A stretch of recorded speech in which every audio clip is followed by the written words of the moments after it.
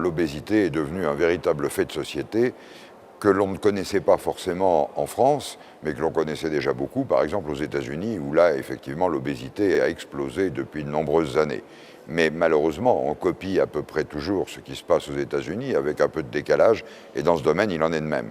On a aujourd'hui environ 10% des enfants de moins de 6 ans qui sont en surpoids, et 4% qui sont en obésité. Et puis, on a plus de 20% 15% de la population adulte qui, elle aussi, est en surpoids. Et donc, on est malheureusement en train d'aller vers les problèmes qu'ont connus les États-Unis.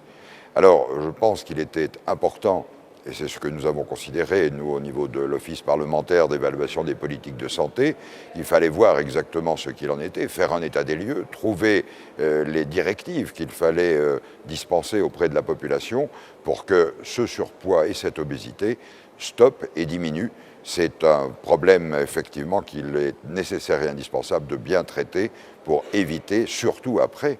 les conséquences de l'obésité, qui, on le sait bien, se traduit par d'autres maladies qui viennent entraîner la mort ou tout au moins un handicap certain pour ces populations. Alors très souvent, les industriels, ceux qui s'occupent de l'alimentaire en quelque sorte, sont souvent incriminés. Le but de Nutravita, c'est de concilier en quelque sorte l'alimentation et les pratiques qui viennent autour. C'est de se faire concilier les industriels et les consommateurs. Bien sûr, mais je crois que là, dans ce domaine, moi, tous les industriels de l'agroalimentaire en général que j'ai rencontrés sont prêts à prendre en considération tout cela, mais il est vrai qu'il y avait eu sans doute quelques dérives. On voit aussi que la société a évolué, que très souvent, nos concitoyens,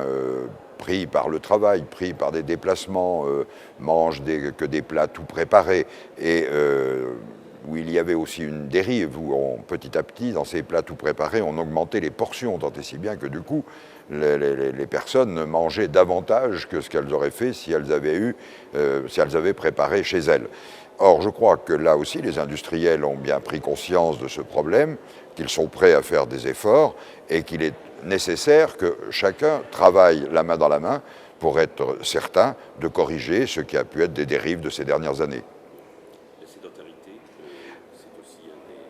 des facteurs. Alors effectivement, il y a le fait de mal manger, c'est-à-dire de ne pas manger suffisamment équilibré, de trop manger sans doute, et puis alors c'est évident, la sédentarité est vraiment le fléau également le plus terrible pour l'obésité. C'est vrai pour les adultes, mais c'est vrai également pour les enfants, car le nombre d'heures que des enfants,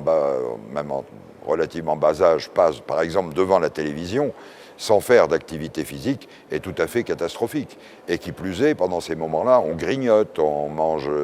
des choses qui sont déjà pas tout à fait autorisées, mais là, c'est encore plus parce qu'on ne se rend même pas compte de ce que l'on fait. Et puis, il y a nécessité de faire de l'activité physique proprement dite, c'est-à-dire du sport pour ceux qui vraiment souhaitent le faire, mais également de déplacement, se déplacer à pied, et non pas prendre systématiquement un véhicule comme la voiture, comme on a trop tendance à le faire depuis trop longtemps. Donc tout cela, c'est un nouveau mode de vie qu'il faut absolument arriver à inculquer et à faire réfléchir pour éviter justement ce surpoids et cette obésité qui se développe dans notre pays.